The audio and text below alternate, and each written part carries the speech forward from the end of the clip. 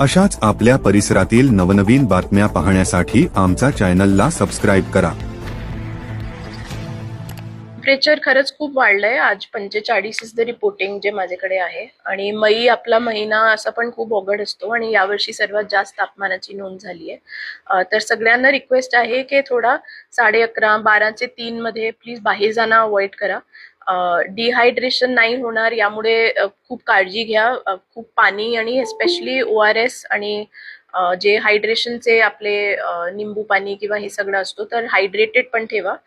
नगरपालिकेमध्ये आणि ग्रामपंचायतीमध्ये आता आम्ही इन्स्ट्रक्शन्स इश्यू करत आहोत उष्माघात कक्षांसाठी।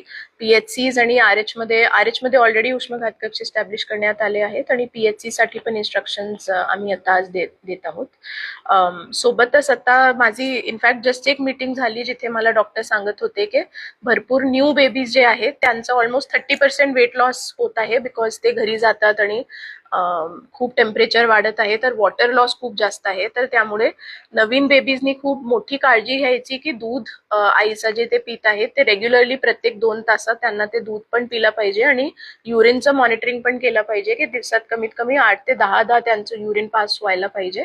डेली त्यांचं वेट मॉनिटरिंग व्यवस्थित झालं पाहिजे। तर ज्या ज्या घरात छोटासा एक वेइंगचं मशीन नाहीये त्यांची रिक्वेस्ट आहे की तुम्ही स्वतःचा वेट केला आणि बाळाला घेऊन वेट केला, त्याचा मायनस केला की बाळाचं वेट आपल्याला कळेल। तर त्याचं पण रोजचा रोज वेट करत जा। Anything more than 10% weight loss is abnormal.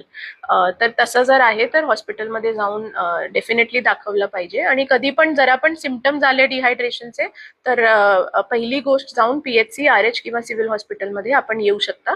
आणि डिस्ट्रिक्टची पण एक डिझास्टर मॅनेजमेंटची हेल्पलाईन आहे, ती हेल्पलाईन पण आम्ही इथे फ्लॅश करतो। प्रत्येक तालुकाचे पण डिझास्टर मॅनेजमेंट हेल्पलाईनचे नंबर्स आहेत आणि डिस्ट्रिक्टचे पण नंबर आहे। आपल्याला कधी पण कोणता पण ऍक्सिडेंट दिसला किंवा कोणते दुसरे रिलेटिव्ह साठी किंवा कोणते दुसऱ्यांसाठी मदतची आवश्यकता आहे तर कृपया करून या नंबरवर आम्हाला त्वरित कॉन्टॅक्ट करा।